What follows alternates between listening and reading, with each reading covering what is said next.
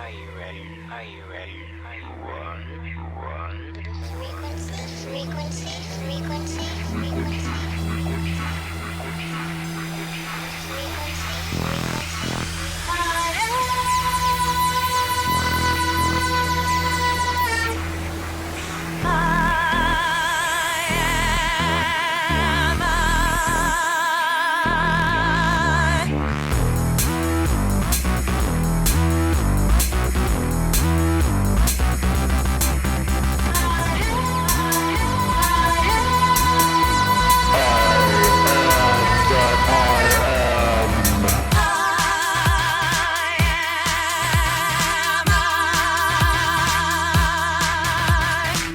I'm LIANE.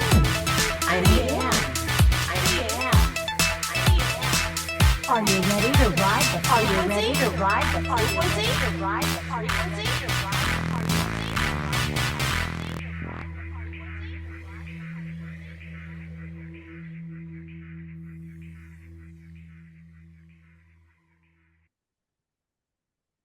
Hello, friends. Get ready. Are you ready for this? Are you ready for this? I was ready, and I was so excited when he said yes.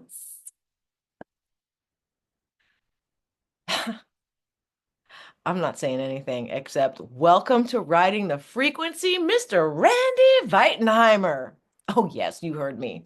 Randy VEITENHEIMER. Let's go. Let's go. Welcome to Riding the Frequency, Randy. It's a pleasure to have you here. It's good to see you. Yeah, should be entertaining today. We'll see. Well, I sent you a bunch of topics and questions, so it's free form and feel free to address any of the bullet points. Okay. So start at the top. Uh-oh.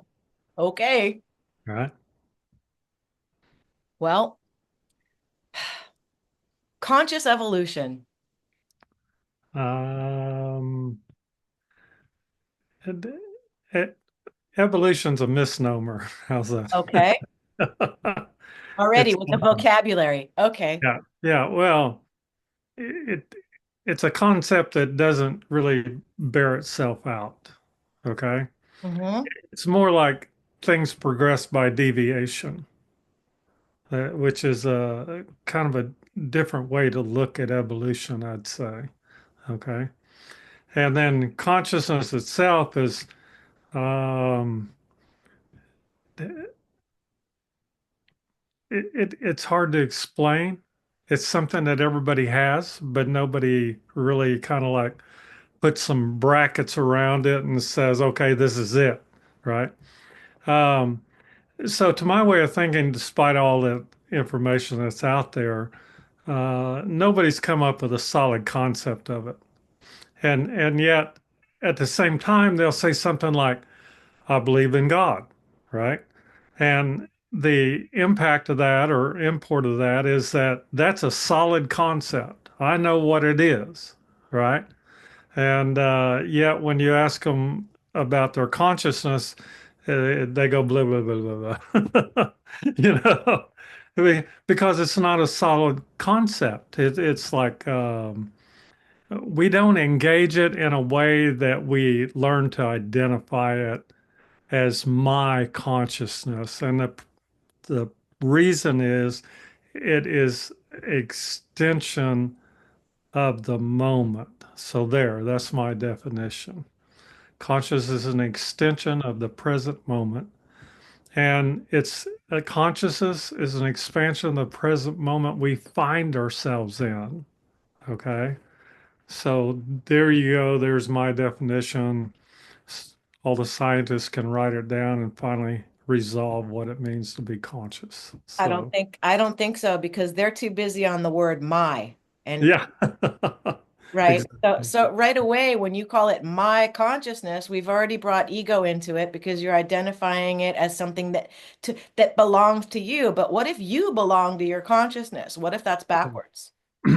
That's part of the deviations. The old language is that you can't know the will of God, let's say. Okay.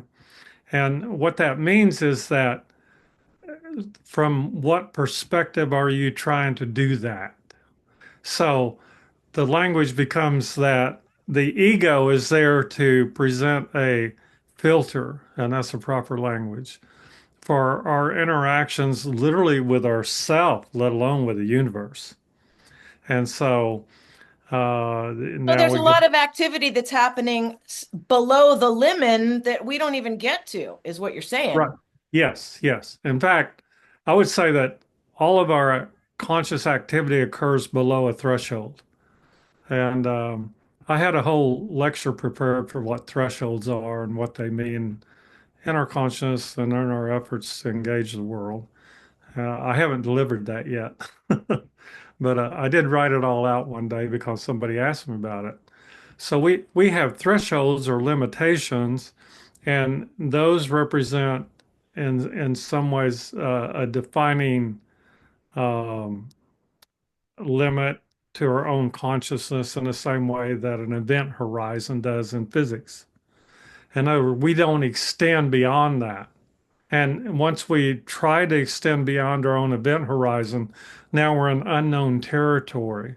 And literally, we'll call that non-conscious territory. But that's the fun, isn't it? The unknown, isn't that my friend? Like, It's vastly entertaining to some of us. I'd like to be included in that group. It Well, might yeah, be a limited hang. yeah, playful curiosity, no matter how painful, becomes the order of the day. It's uh, Yeah. my preferred method to go at things, and and of course with the idea of we'll find out, right? Yeah. Yeah.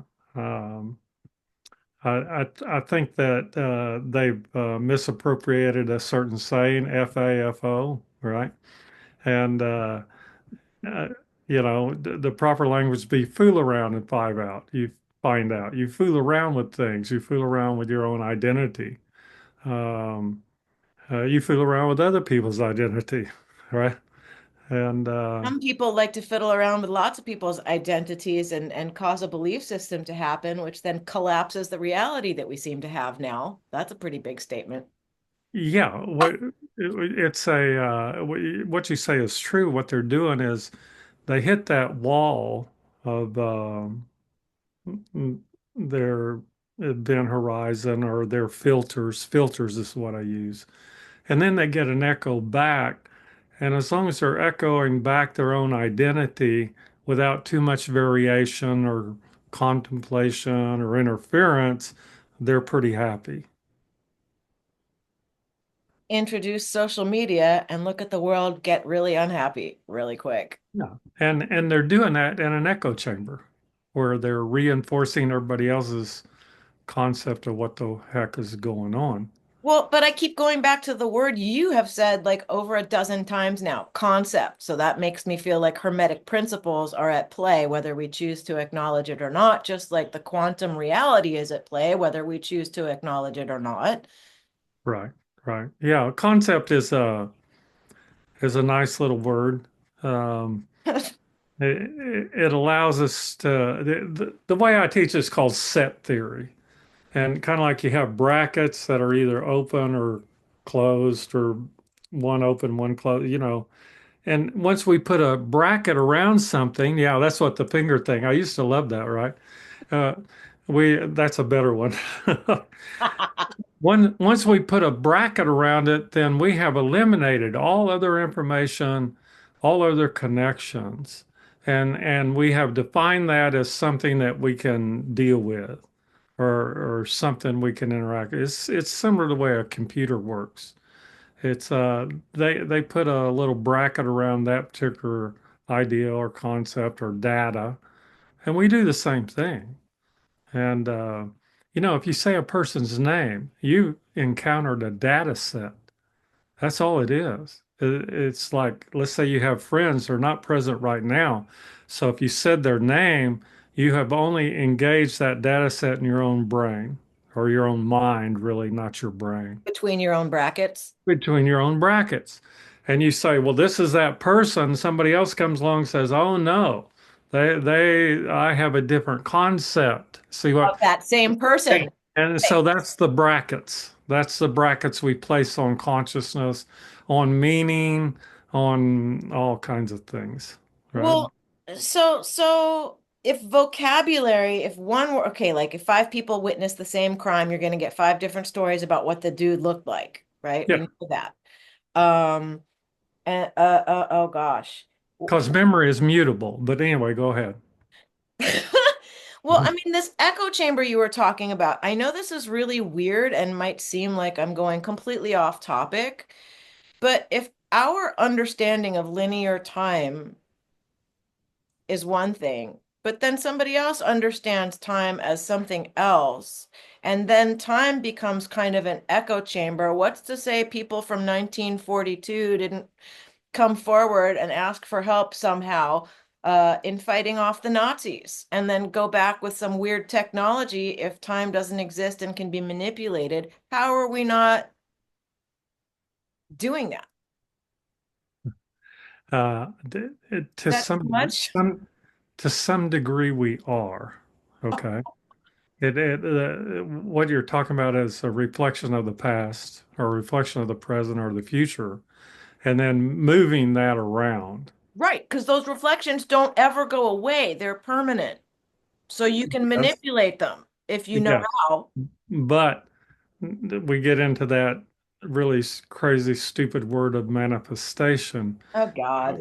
which now becomes, we translate it as its potential, um, its probability, and its possibility. That's the way I teach it. And so the question you're stating is like, why didn't they ask for help? Maybe they did. We could say it's always possible. What's the probability? Probably it exists in somebody's mind, like I might need some help in the future. Hmm. Then we go, how probable is that? And that gets lost into the static, the quantum foam. It's funny that you use the word static because when I go out into the world, into the city of Manhattan, Yeah. what it feels like, I feel like I'm going into some kinetic static of so many thoughts being thought into the field of possibility. I come running back into my space. Yeah. It's true. It's just that most people potential to radiate their thoughts is very low. It's a very low voltage. So most people on their end don't generate what we call percussive thought. So Okay. if your energy field is should be 60 feet, Yeah. their thoughts are only going out like about an inch instead of the whole. Yes. But your sensitivity may extend into that, past that limit of their own thoughts. And we're able to interact with those.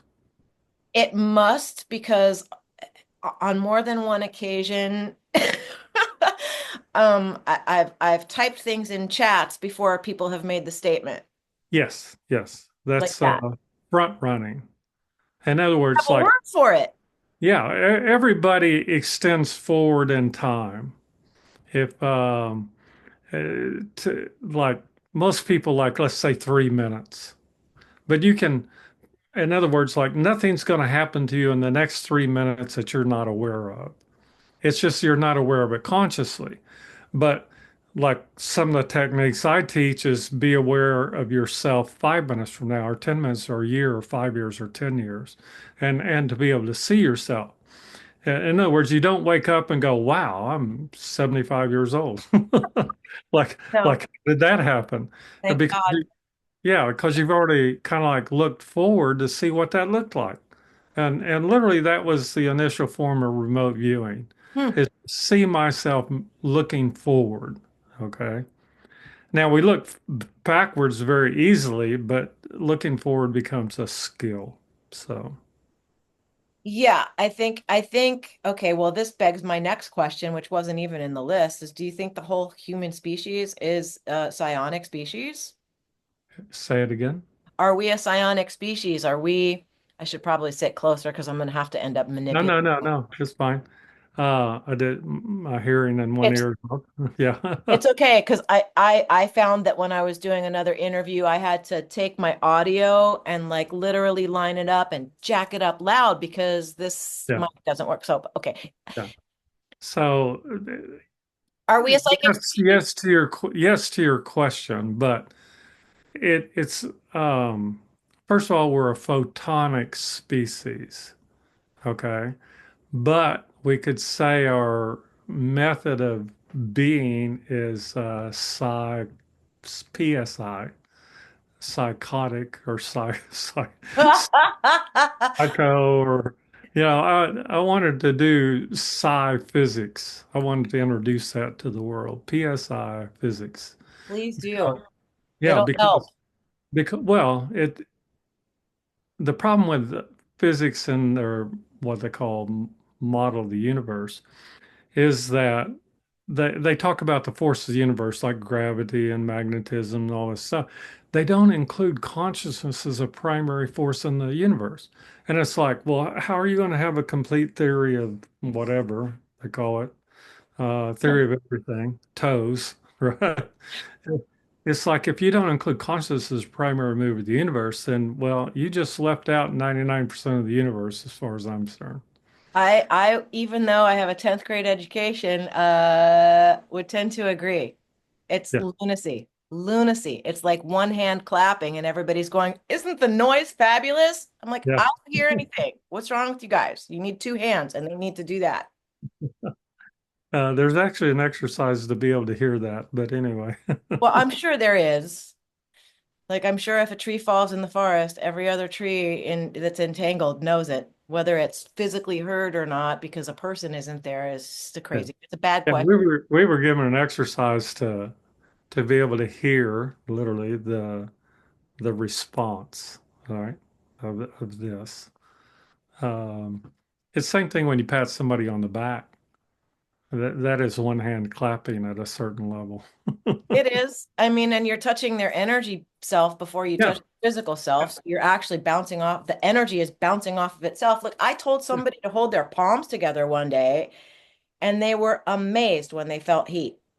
Oh And yeah, I said, expand your hands a little bit and then start playing with like yeah. The making a energy circle ball. with it. Yeah, yeah, I feel heat right now, like no joke. When I meditate, I go into like almost a perimenopausal sweat sometimes. It's yeah. No, you can generate a lot. It another one of those exercises we teach. Um, if you want to hear a funny story about that, when I first learned this, to be able to, right, concentrate or this plasma energy, we could say, or etheric, and you take no. that etheric energy and you play with it. And then one of my teachers, who was just a second, Secret Life of Plants, I'll remember in just a second, right?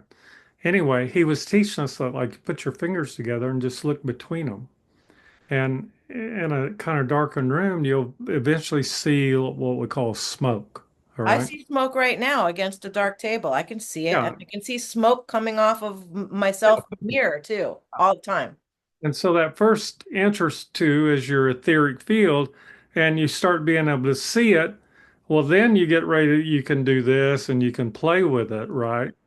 So I'm laying in, I learned this, right, in a class I was taking. And it's like I'm laying there at night. I'm 20 something years old. I'm married. My wife's asleep, I think. And so here we go, right? I'll get those hands out there and I'm playing with this. And then, oh my goodness, I can see this and I can do this. And then I get my arm up there and I can just sweep my energy field. And about that time I hear, what are you doing? And you're taking the bed. Yeah, and I'm like, I'm not doing anything. It's midnight and I'm playing with my energy field, right? So to this day, I still do that, only I do it in my sleep. That's So funny. I love it's that. very strange. Yeah. I wish more people would play with themselves like that. Yeah. Yeah. Once you define yourself as anything other than the physical, then you're into the energetic, you're into the psi field, you're into the etheric, the plasma fields, all these parts of our existence. It's just that unless you're very strange and open, like remember most people have closed sets. So they're not about to go there. They're going to deny what I call zero reality. Number one Real reality, reality is everything. It's well, everything. yeah, well, That's the creepy. one the 1% of reality is what most people's 99, and me, 99% of reality is that unknown zero, all parts of your conscious that you can interact and explore with. And of course, it's been hidden as metaphysics and witchcraft and all this stuff. So they don't want people to learn that they can extend out into the universe in multiple ways. Yeah, well, then we won't need a neural link, will we? No, and and that is Tell you something? and that is evolutionary, by the way. So Well, so yeah, I mean, nobody seems to really want to talk about plasma or its relationship to the sun or scalar waves. Like there are three freaky people that talk about, like Caroline Corey. yeah, I love her. I love what she's got to say. She showed a picture of a scalar functionally something and said this is more what we are than the waves collapsing. We're right. scalar functioning, receiving, transmitting, expanding, energy emitting, receiving, like all the time, whether you're in a body or not. But one of the basic questions I messed around with for years is what do you call what are we, right? And so people say, "Who are you?" They never say, "What are you?" Right? Um, but what I found is when my daughter was conceived, I was there at the moment. I could. I hope There's so. a little black dot appeared like up in the corner of the room. Oh. And I was like, wow. I go, you're pregnant. And she just blinked and what are you talking about? Right. And I go, because it hadn't happened before. And I go, no, you're pregnant. I can see it. Right. And so we come into existence. Now you can find internet, they'll show this zinc spark that occurs once a sperm and cell hit. Now, once that happens, we become a standing wave or a scalar wave or whatever you want to refer to it. That standing wave really basically doesn't change, and that's your frequency, your identity, all these other things we ascribe to it. Now, the pulse of that is your own rhythm, your own frequency, and then the strength of it, the strength of the signal, the amplitude, and all them other things we can say about it. You can actually kind of get it well defined down to um, we could give it a number, we could give it an identity, or we could just call it Randy. Okay. And and it becomes different, and it is different than every other one. And when you go out of existence, that standing wave collapses. Okay. And the dot may or may not disappear. Okay. So there you go. When The I dot. close my eyes and meditate, I'll see a pinpoint, a white pinpoint, and then Okay. I'll see color flowing out. Yeah. It's That's an entry point into the zero reality. The reality of everything compared to just physical reality. That's what I'm referring to. So I gave that series on Gaia and I introduced this concept. And like I said, nobody ever looked at that. I watched it twice through. I love that. I love Yeah, yeah. Well, the scientists come up with dark matter and dark energy. And no, it's zero reality. It's where all the energy and all the matter is that doesn't exist in our own immediate reality. So part of my set theory. all very fascinating to my mind. Yeah. Uh, yeah, I'm sponging all this up. I'm like my really, really happy place right now. Um, and I hope our audience is enjoying this stuff as much as I am. Like it's not my problem if they don't. Sorry, guys. I'm happy talking to Randy. You don't have to listen if you don't want to. Um, but I think you should. Uh, Uh, well, the questions you're asking, they deserve a lot more. explanation. I mean, like we have an audience, and to me, I'm sure thoughts occur to them that probably would be enlightening to other people too in the audience or humanity. And it's just that there's just not too many people you can talk to about all this, right? Try it on the streets of Manhattan sometime. You Yeah. know, every once in a while I get pleasantly surprised. Yes. I do. I was at Chiller this weekend and I didn't talk to him that much, but there's an actor named Donal Logue, and just his vibrate, like I felt like he gets it. Lives in a very remote area where it's probably very silent. Right. I'm not going to say where because that's just rude. People get weird and like to stalk celebrities, but you know, he lives in a very remote place um where the silence is loud, and I feel like certain of us come here with more of a need for that than a need to have stuff. Like stuff is fun, but ultimately I feel like the need for that silence has been conditioned out of us, even Yeah. though, right? It's the concept, or I hate using that word, I'll stop. The idea is some people have a traveling mind, and then some people have a possessive mind, and there's a vast difference. And the requirements for each of them are different, the circumstances, the environments, the whole thing. So a traveling mind requires silence, okay, or low input. So does that help? It does help because there are times where too much sensory input just have to shut everything off. Like some people are addicted to that. Yeah. Well, I was walking around Chelsea Market several years ago, and it's crowded as everything, and you don't hear any of their thoughts. You have effectively blocked them out and shut down your sensory system to be involved with that many humans. Okay. It's like an automatic filter that comes into place. So you basically travel in your own world, even though you're involved with hundreds or thousands of people. And I'm walking around there, and then some lady turned around and looked at me and goes, "You're Randy Weitenheimer. I have a question for you." And I'm like, you know, um, I go to the city every once in a while, but that was kind of a shocker. And I go, "Well, ask your question, right?" And, and how the hell do you know who I am strolling through Chelsea Market?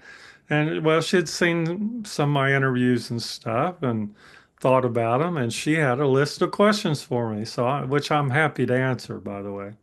So I Clearly. thought it was odd because I'm in a filtered state.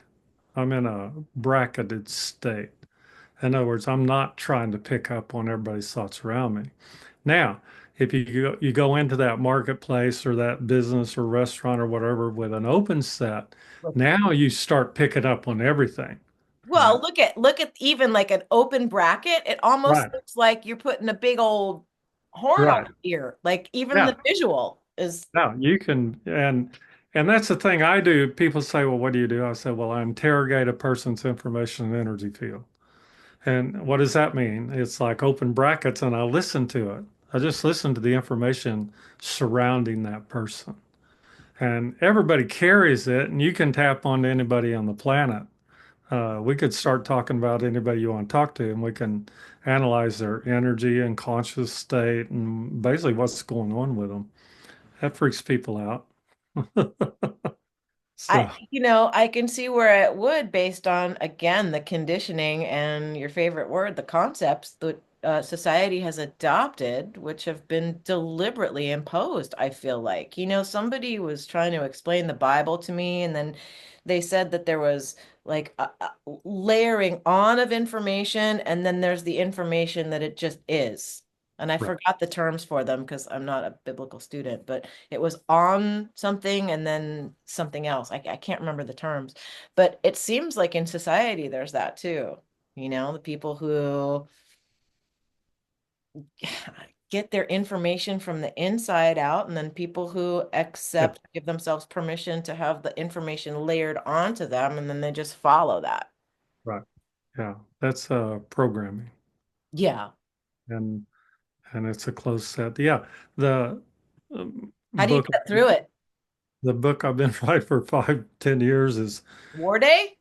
Theory, that one plus Theory Approximate Reality. Approximate reality is a closed set. And it deals with set theory and whether we're open or closed to new ideas. It's kind of like if you say, well, I'm Randy, and then somebody says, well, I'm a Republican or Democrat or Christian, Catholic, something or other. All the You, adjectives. yeah, you have imposed closed sets upon yourself that eliminate all of the potential. Remember our three P's: potential, probability, and possibility. And so to find somebody truly open requires basically somebody under 7, 8 years old. They're the only ones that open. You go, hey, I saw a unicorn. They go, yep, probably did, you know. I got So, a funny story for you. They were doing construction on the Museum of Natural History, and on one of the billboards, there was a dinosaur on a bicycle saying, "We're coming soon." yeah, So I go upstairs, and I must be like 3 years old, and I get all excited, and I tell my mom and her friend that I saw a dinosaur riding a bicycle. And he yeah, gave me this whole lecture on how you're not supposed to lie. And I like kept shrinking further and further into myself right, until the right. next morning, my mother says Arch is on the phone and has something to say to you. He never said my name right. He always called me Leon. Yeah, He got Leon, yes, I have to apologize. I saw the dinosaur riding the bicycle when I left the house, and I realized you weren't lying. yeah, yeah. Photonic information. It is valid, okay? Uh, Even as much as your emotional states or mental states and everything else. In other words, we can take photonic knowledge or information as valid and we don't discount it. But now we go back to memories immutable, like on your 5 people watching a crime. It's uh it's not as extensive as it's cracked up to be.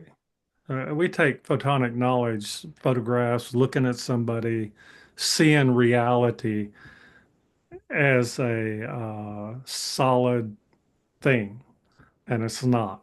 Well, I have another question then. Like, we have IQ for the measure of intellectual ability. We've got EQ for the measure of emotional ability, and most people's are pretty freaking low. But then why don't we have PQ? Like Well, photonic we should, quotient. your Like, side have view, that. yes, Why? Like, it should be one of the three. Like, there should be a category. Don't yes, you think? and psi Q is back to this concept of psi physics, and you know the Russians were very exploratory of this starting in the late 1800s, and Dr. Konstantin Korotkov was very instrumental in those studies, was a friend of mine. And we used to talk about it 30, 40 years ago. And at that time, you couldn't talk about it here because you immediately were labeled a kook or crazy or woo-woo, which is interesting because woo is a Chinese concept of this area of your energy field. The Uh, absurdity factor just increased, people. yeah.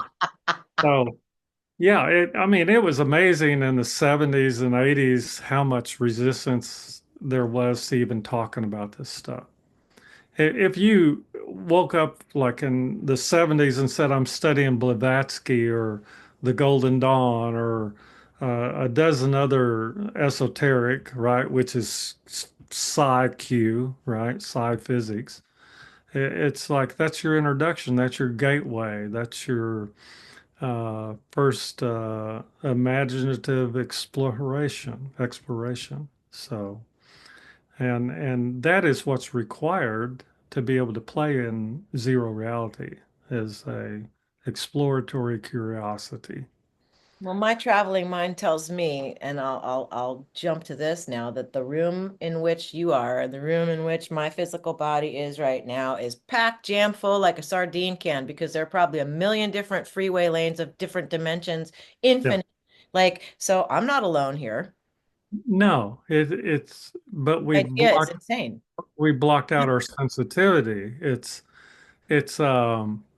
to see into that world, into zero reality. Now we call it remote viewing, and everybody's all happy. Russell Targ kind of brought forth those concepts.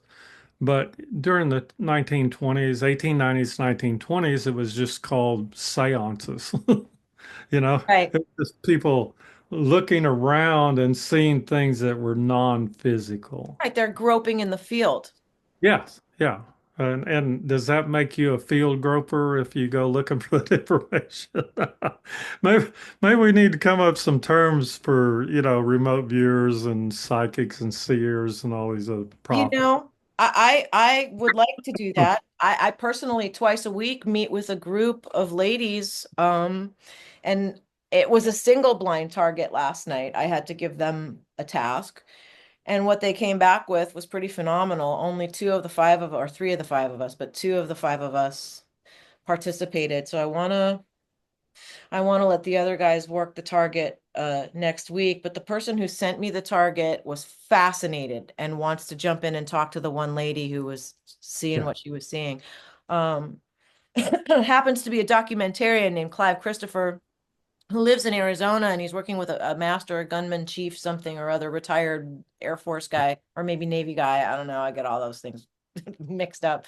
Um, but he lives in Arizona and he goes outside and he sees weird stuff yeah, across the way. So he starts clicking and the light comes back and he clicks his green light and then a green light comes back and then a blue light comes back and then a white pin light opens up like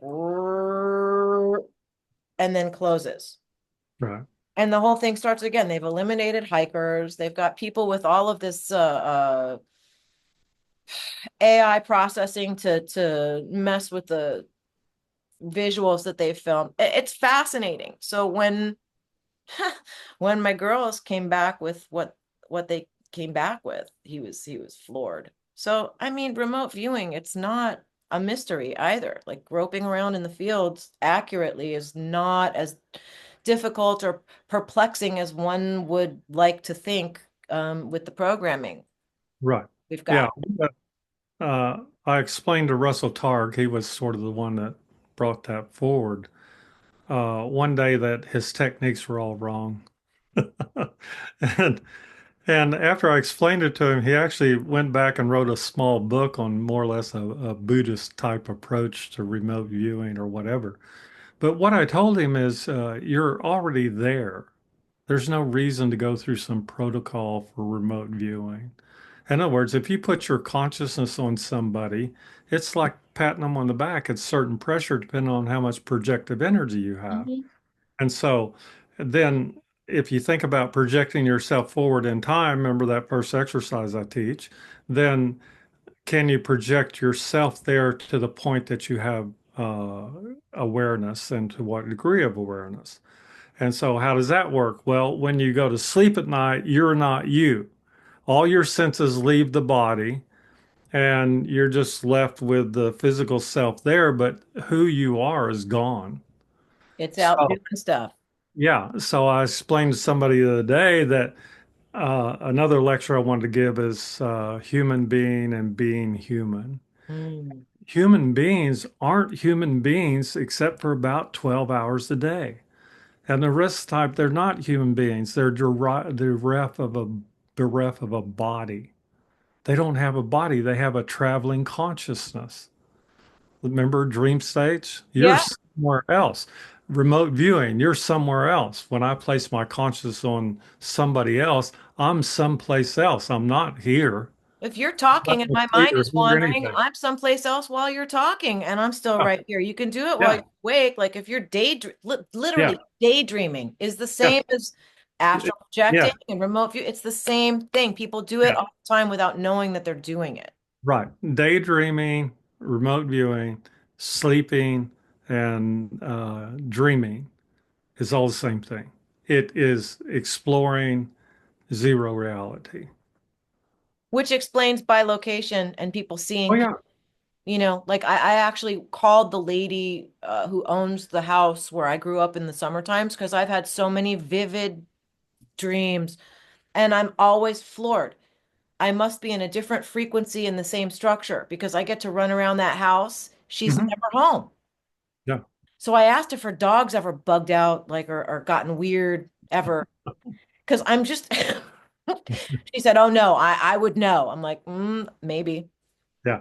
maybe. Now they operate in different, and here's another bad word, dimensions. Right. And Because they and have microtubules that are quantum collapsing in their nose. Like their sense of smell have everything to do with the quantum field of possibility and probability. Like yeah, they also know when you're driving home, like when you're yeah, half a mile out, they know. yeah. They know. Dogs aren't Sugar stupid. export. Yeah. It's we don't know the extent of what it means to be human because everybody has a different language, everybody has a different view, and we can't come to some sort of coherence on it, I guess is the best language. If we did, then that would be where you would harness humanity to solve problems, if you could get them to have that kind of coherence. We would have to agree that we are a singularity in consciousness and be able to make the decision to collect there in that zero place you talk about to solve a problem and then go back out to being fractals, doing whatever we're doing. I would think that's what it feels and looks like to me in my mind. Yeah. Yeah, because we spend time in zero reality, dream states, daydreaming, but we don't have any memory of it per se. And as we, it's kind of like people that dream and then they wake up and the memory's gone. Unless you practice the remembering. I mean, like if you're remembering something, does that mean that something was once dismembered, Um, fractured? no, it loses its charge. Okay. All memory loses its charge over time, and emotions provide the charge behind the experience. I do a lot of work with people that have severe problems, let's say from childhood or trauma or whatever, illnesses. And I clear it out by collapsing the energy that's reinforcing that memory or literally making it extant in their existence. That's what you were doing with me yesterday. Yeah. And when you collapse it, it's like it's not denial. It's not that it didn't happen. It's just that it does no longer, Have any it's, power. It's got no yeah, charge so left. yeah, and it has no longer the ability to program your actions forward, going forward. It's like And disentangling the energy from like, yeah, disentanglement. right. It's like Yeah, string cheese. I feel like you're pulling a little string of cheese and but the yeah, cheese is still the cheese, but like that string is just now not there anymore. yeah. It's like we should make a shampoo that eliminates entanglements or I think something. they do, We but it should probably gives you cancer. do that for our mind. Right? I call it meditation, by the way. Yeah, well, that's a good thing. Um, and I'm sure you've been meditating from a way earlier age than most. Um, but wait, I just want to say one other thing before I go on to the meditation, and I might even skip over that. If everybody has a different, like the five people observing one crime, when people start talking about a parallel universe, like for each consciousness unit, human being who's having its perception, we've got 8 billion parallel universes ongoing simultaneously. Like my world isn't the same as your world unless we step into that field, into the no thing and nowhere. Am I making sense? Yes, what you're You. describing. I'm making sense to you. Ugh. It's it's kind of like I look at you and say, well, you're human and I'm human, therefore we're both human. Okay. And that's may not be exactly the truth, right? Because there's 8 billion people all agreeing. And remember, we're back to that. What does it mean to be human? And the answer is that's a long lecture I give because it's democracy by agreement. It's human agreement that we're all human. Only some people we say not so much. So, which I think is very interesting, right? We have words for it: inhuman, unhuman, right? We don't Humane. we don't have the word non-human. Oh, and Yeah, then we do. yeah, In they, certain circles, we do. yeah. Now they finally came up with it: non-human intelligence, and I love that because they think it applies on. They applied it to aliens, whatever that is, and doesn't realize that well, all conscious other than human conscious is non-human intelligence, non-human conscious. Squirrels, rabbits, grass, right? Trees. And if you mistreat a plant, it'll tell all the other plants around you, oh shit, here she comes. Just like the dog hears you. You don't think a plant hears you coming with the overwatering and the here, let me pluck your leaf off. They're like, hey, stop pulling my hair. You know, who knows? We don't hear it because we're not tuned into that. We're tuned into let's swipe left or swipe right and let's get laid and like all of these physical activities, which are really kind of empty at the end of the day because they're something empty, Yeah. empty. It's empty. That's I was very lucky when Secret Life of Plants came out. Peter Tompkins and wrote that, and the other person became one of my teachers, and this early 70s. And they came out and said, not only do plants have emotions and feelings and thinking and energy flow, but we can demonstrate that. And the whole scientific world went nuts because they said it's not true. Okay. And it's like I'm sitting here basically in an enlightened state because I already knew that to be true because I was raised Native American. And we recognize that there's, Everything has a consciousness. yeah, everything, right? Literally, the And table has a consciousness because the tree right, it was once, like that's not gone. right, right. The charge may be gone, but maybe not because I love my furniture. I'm a weirdo. Well, Hopefully that was remember, 100, 100, 100. yeah, remember that dot that comes into existence for Yes, you? sir. Yes, sir. Well, everything that exists has consciousness. Now, everything that doesn't exist has consciousness. And there's where you get to play. That's the realm of the gods in a way to play. It's a game not many people get invited to. I'll put it that way. Because they don't take the time, they don't give themselves permission to it. Like you have to invite yourself to that game, I feel like. It's not an outside thing that's going to invite you one day, like the Illuminati's going to come like knock on your Insta and go, hey, like, no, it's not. I used to be popular. I'd get invitations from the Illuminati to join. I It's thought so that was dumb. hilarious. Like, well, It's ridiculous. yeah, why, right? Well, I guess I should be flattered that I've received these in the past. I keep telling them to neff off, man. I have a T-shirt I finally made up, and it's square, which is supposedly dissipates energy, but inside it says no. I figured that was the simplest form of communication. I mean, yes has 3 letters, no has two, so it's hard to go beyond that. Right? Yeah, I would tend to agree. I mean, it's one syllable. It's simple. It's 2 letters, and it's a sentence. Yeah. No. It's like single name popularity, Madonna and Beyonce, all these different names. Well, no is my, what do you ever call it? No is my identity. Right, there you go. No. Yeah. That's actually funny. That's actually very, very funny. You know, the question, how do you spell your name? Like, why would you even use that? Why do Yeah. you spell About your name? no. No is how I No. spell my. I spell my name N-O. Mm, Yeah. right. People ask me, who are you? I'm an awareness. What do you do Yeah. what do you do? I pay attention. I I don't- interact. Yep. I interact, I entangle, and I make choices. Yeah. It's you talk the way I do. My girlfriend one day said, "Look, just face the wall, don't look at anybody, and don't talk to anybody." I've been Because told to please shut because up too. yeah, because I'm sitting there, as soon as I look at somebody, I can pull their information field. And it's like, oh my goodness, right?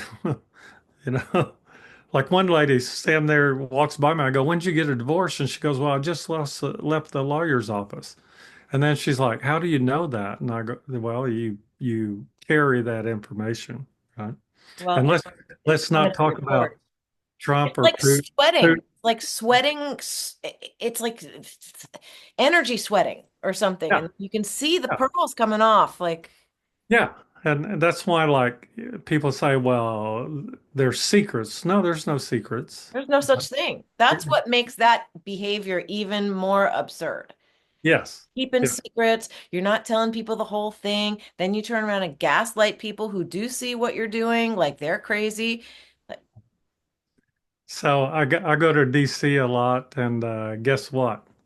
All the what I people, just said happens to you the whole yeah, time all you're the there. people, if I see them, right, or even say their first name, oh, here we go, solid lock, and here we go. What do you want to know? You want to know their health level? You want to know health issues, mental issues, physical, psychological? I mean, we can lay it all out. Right. And You're a kook, so no one will listen. So that's their plausible deniability, I guess. yeah, But people should know better. Like you're Randy Weitenheimer. yeah, they, they should know better than to stand within 9 feet of me. So that makes for a good target, by the way. So, I'm sure it does. And people who are unaware that their brackets are wide open. oh yeah. Well, very few people I've met are capable of locking their brackets down, their field down. It's You would have to if you want to try to keep secret, or at least keep secrets from people who aren't in possession of the faculties coherently to travel in the subtle energies. Right. yes, yes. That's actually appropriate language, right? The Trying. Vocabulary is important to me. yes. As you go along, they say one of the attributes of enlightenment, which I don't claim, but is that you become very precise in your wording. And in other words, it becomes important, like to me, to word things properly. Okay.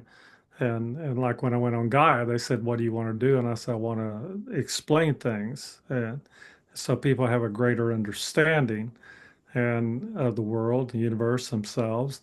And for that, I need to be very precise so that people can pick up on it, what I'm telling them." So so that's the idea behind the precision in language.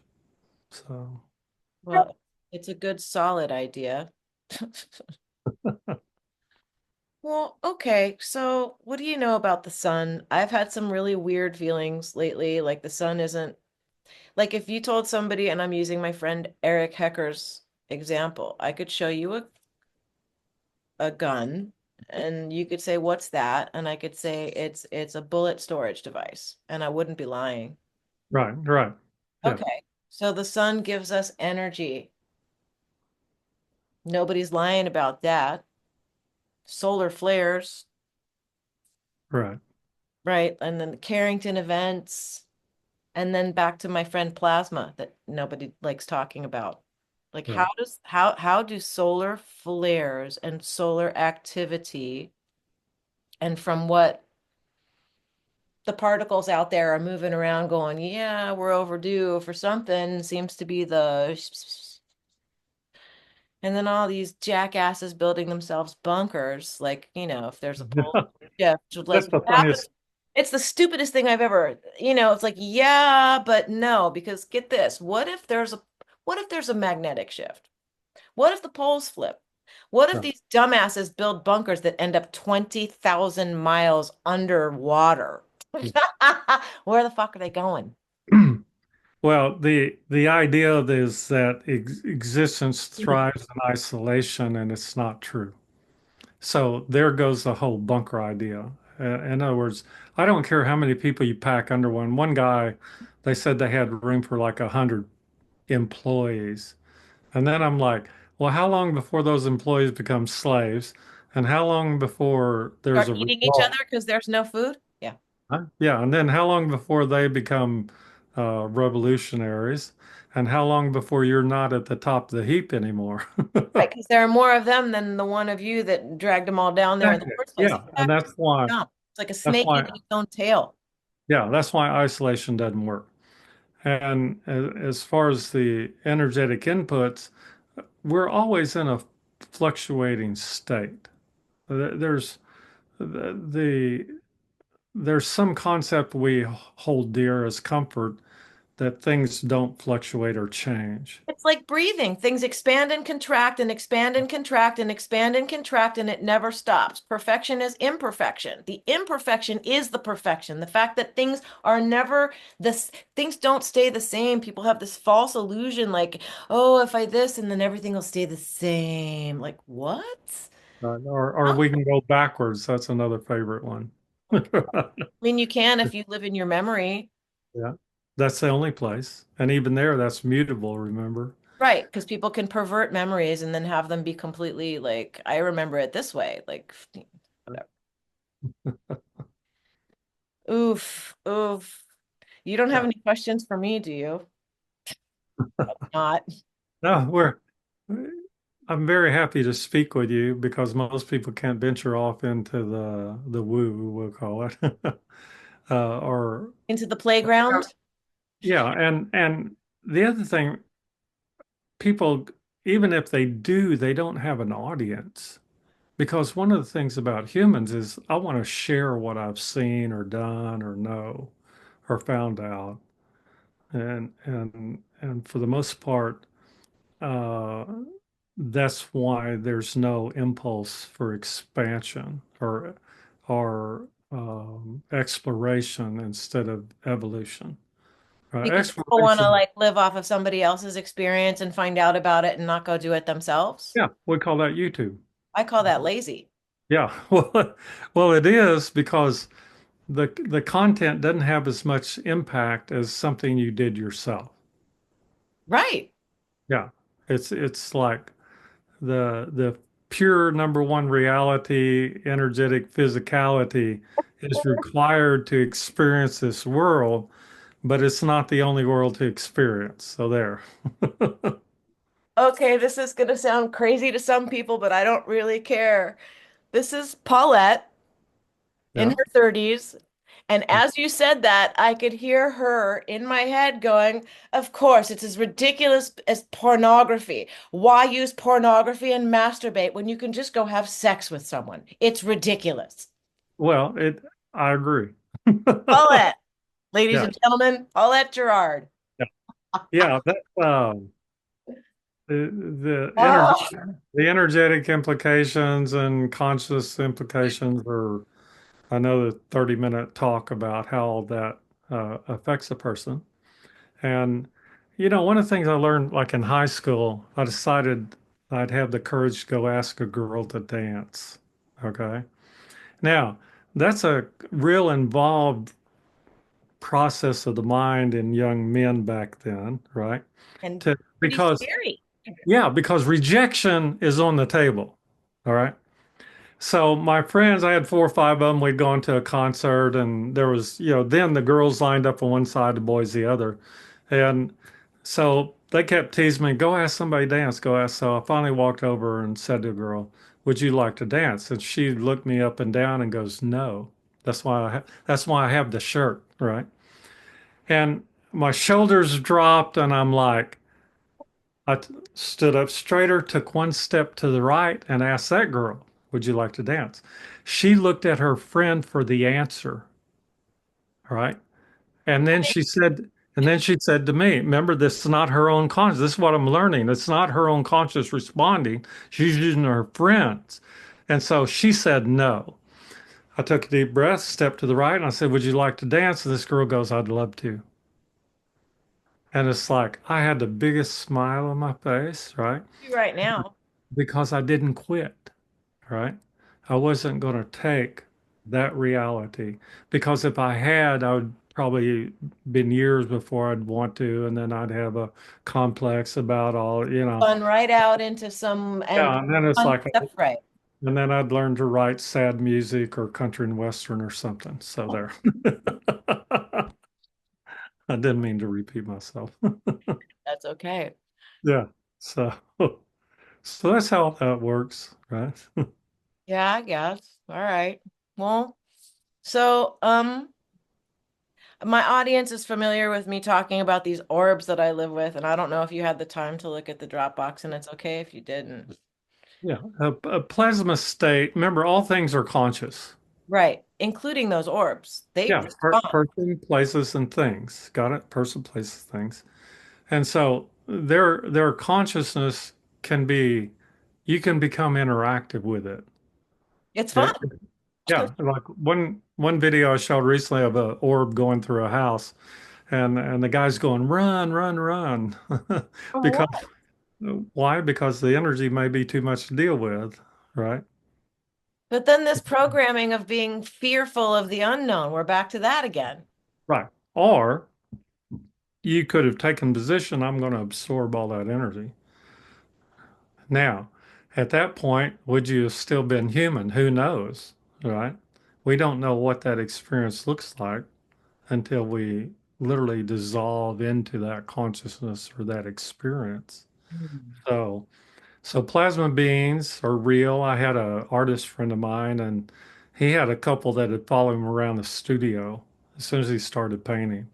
And he actually took a picture of him, which I thought was pretty funny. But he was Choctaw Native American, and we used to laugh about it, right?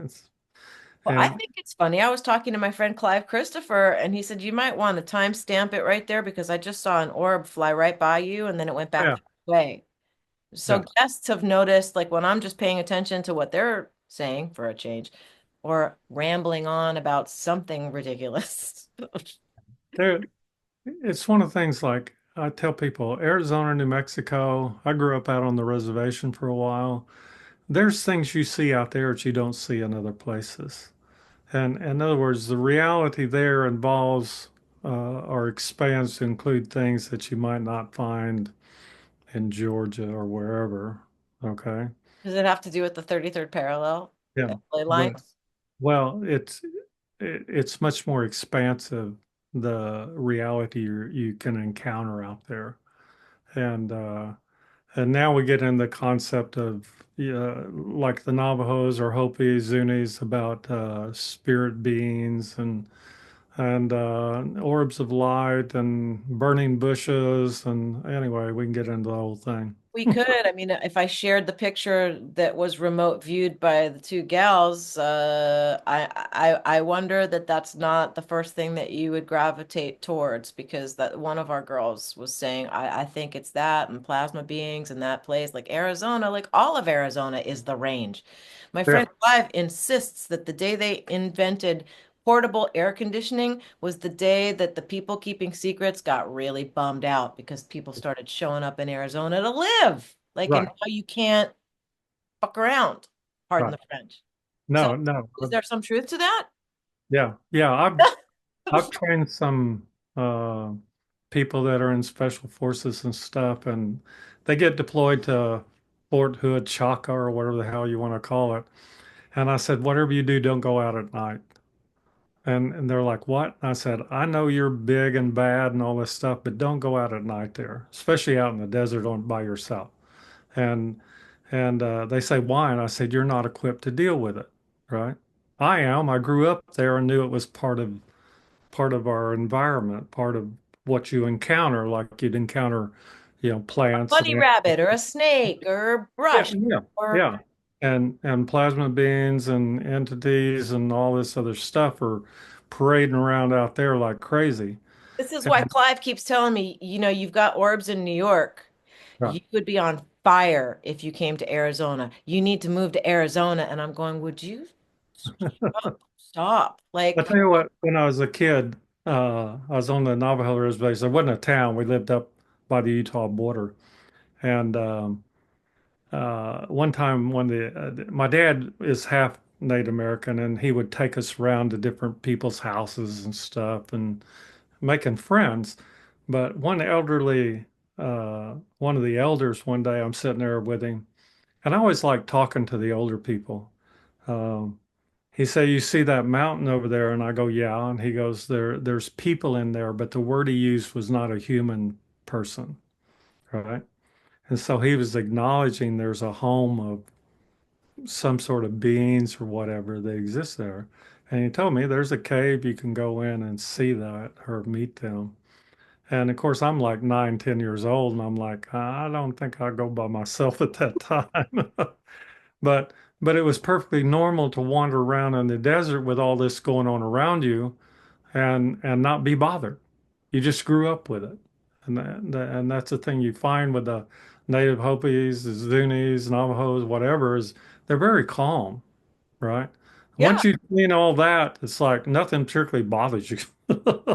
And this is why, like, even in Hollywood movies, you see the Native Americans just all standing there, like, Yeah. Yeah. not But really being moved by anything and just being very stoic. Because if you've seen it all, there's no reason to get whooped up. The cortisol level in tribal elders is probably zero. Yeah. They're zero. not. To me, it's pretty hilarious. More and more, like in this conversation, I'm feeling like I need to get rid of every possession I have, take my birds, get in my car, and go live on a reservation for a decade just to release all Right. the fucked up crazy that I've Yeah. been immersed in. Yeah. The way I teach is that we progress to silence. Okay. And so when you're young, kinetic possessions, vibration and frequency is all very high. And then at some point in silence, you're able to experience your own self. I That's feel like as crazy as it is when you're younger, I'm sorry to overspeak you. I do this. Um, but I feel like when you're older and looking for the silence, as much as the frenetic energy of youth, like in the silence, your oscillation rate actually increases. yeah, yeah, because it's not as involved. We're actually withdrawing the attention from things to being. That's why I call it human being human. You're bringing all that back home, and you have a more experiential self, we would say. You have a more experiential identity, say as Randy early on, right? Where's So, home, Randy? huh? Where's home? Oh yeah, yeah, very much so. Home. Where is it? Like for people that don't understand what we're saying, like where is home? What is home? What does that Oh mean? yeah, We all want to go home pretty right. badly, some of us more than others. Uh, that's not exactly a place to be either. Is it not? Well, I've died. I think they said I'm up to 6 or 7 times, Wow. and I laugh. The last doctor, I said, he said, "How you doing?" I said, "Well, I think I'm pretty good because I've died 6 or 7 times." And he said, "Well, I don't think you're very good at it because I keep coming back." So, and I thought, well, that's a pretty high conscious statement, right? Because I thought I was doing pretty good with all that, right? So, there's no other existence except to be alive and be yourself. That's what they te should be taught, right? Yes, Be alive and be unfortunately. yourself and see what happens. FAFO, right? Fool around, find out.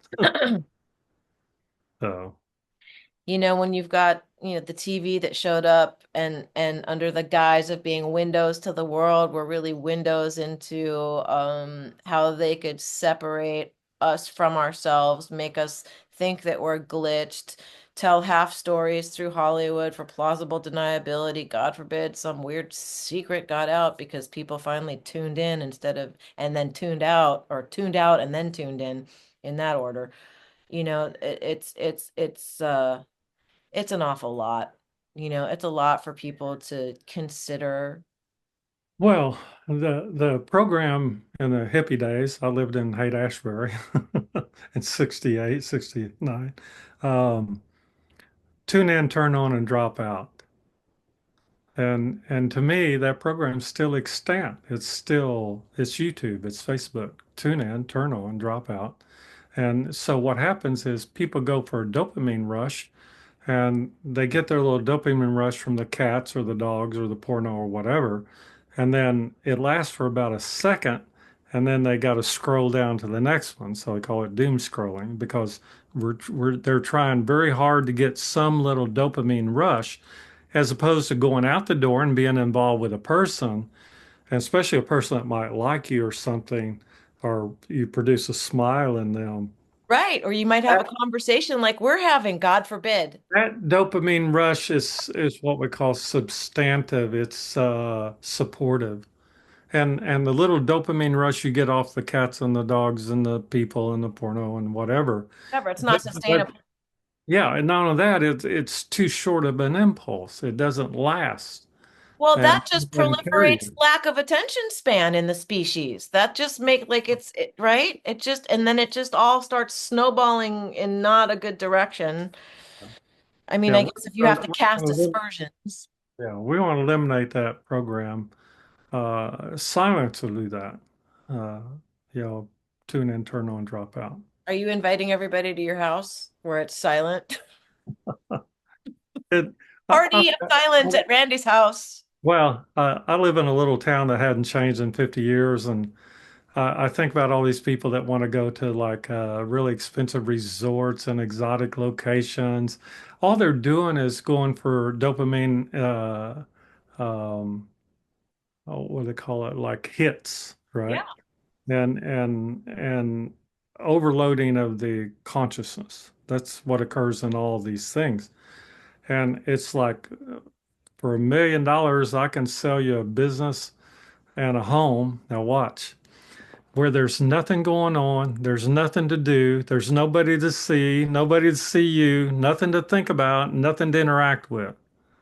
And what are you left with? Yourself. Well, that's a meditation. And that's something that people go, oh, I'd spend millions of dollars or parts of my life to get that. But once they get there, they freak out because to be alone with yourself is the greatest meditation you can come up with. And especially if you can go through that meditation and come out of it going, huh, I guess I'm okay. Right. Or I like myself, or even better, if you can go through it and go, I love myself, now you're capable of loving somebody else. That's what I was working on the other day with you, right? Yes, sir. Right. And it's funny because I physically, it's not physical. I keep saying I physically felt, but I had the sensation. I could feel the energy moving. Right. I could feel it moving further to my left, up here somewhere, and then it would go back, and then it kind of settled, and then something, and then a couple of adjustments. Yeah, my sleep was different last night. Mhm. Sure, all the things that everybody always tells you after one of those. All the things. Yeah. That's what I do. I change what's going on in a person energetically. Energy doctor. Yeah, that's it. Spelled with a K. They can find me. .com. Yeah. So Wow. this is great fun. I enjoy. I've enjoyed this thoroughly. So I think do you want to we want to say bye for now, like so that we can do this maybe Yeah. again, leave Yeah. something for next time? Yeah. Come up with some more and we'll hammer on people in a different way. All right. Yeah, that's kind of fun. I like Yeah. that idea. Yeah. We It can plays try to and my keep, slightly devious side that likes to eat chocolate chip cookies. Yeah, and we can find people to pick on or something, or observe, I should say. Okay, let's call it observe because Yeah. people who have that wreck mentality, we want to Oh, try yeah. to break that up a little bit. But we can observe people, which leads to information, which then leads to maybe some kind of independent critical thinking. Yeah, I like it. I like it. I like it too. I like you. You're a good guy. Thank you so much for your time, Randy. It's Very much. Please. lovely. All right. You take care and please let me know when you post this or whatever, and I'll put it out there too. I don't know if I'll let you know when I post it. I'll let you know when or whatever. Or whatever. I will, Yeah, you'll be the because second to know when I post it. How's that? this much fun should definitely be shared with other people, right? I agree. I agree. I do intellectually, but otherwise, I don't understand why people don't wake up like that, smiling, happy, like a little kid, ready. What do I get to learn today? Exactly. It's so much fun. Yeah. You can even make unpleasant things a fun adventure if you look at it like a child who's going to go on a field trip to learn something. Yeah. You work up in the morning with that song, Hit Me With Your Best Shot. There you go. All right, Pat Benatar. Yeah. I'll catch you next Okay. time. Okay. Later. Later, dude. Call me. Oh, and anybody in the audience, call me. My phone number's out there. Everybody can find me. I like talking to people. So, all right. I can vouch for that. Okay. I'll put all of your links and stuff in the description so people can come find you. Okay. You take care. Thank you. Call me later. Bye. I will. Okay, bye. Well, I think maybe that was I want to say it was my favorite conversation so far. I love Randy. He's so cool. I love the talk that we just had, and I really hope you do too. I hope that you heard something that you haven't thought before. What? Yes, that made sense. I hope you heard something that you have never thought before. And I hope there's room to consider things that have been discussed in the last hour.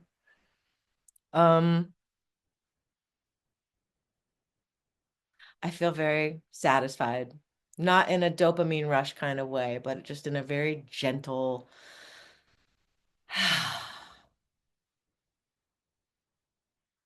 I like being able to have free-form conversations with people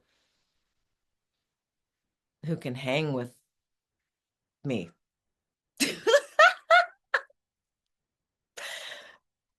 I don't mean to sound arrogant, but it's not that. It's just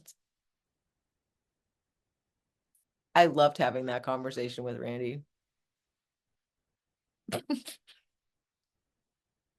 I hope you guys heard something that's helpful to you. Please do call Randy. You can find his number on the Google. Go to www.energydoctor.com.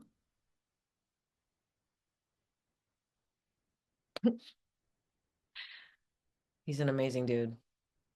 All right, I'm gonna go roll around on the floor for a little while, reset, and maybe go edit something. In the meantime, guys, keep riding the frequency and remember you're the awareness and hit that bell, subscribe, something. And remember, you're the awareness or you're an awareness. Mwah. See ya. Are you ready? Are you ready? Are you one?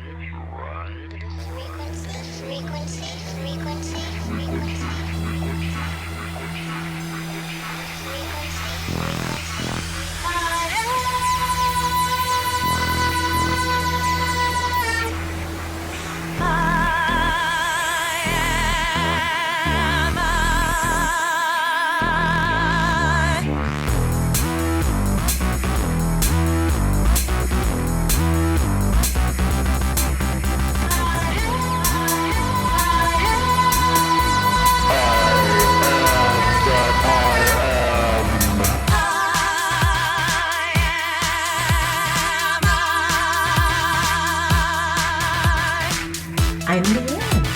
I'm Leanne. I'm Leanne. Are you ready to ride the frequency? Are you ready to ride the frequency?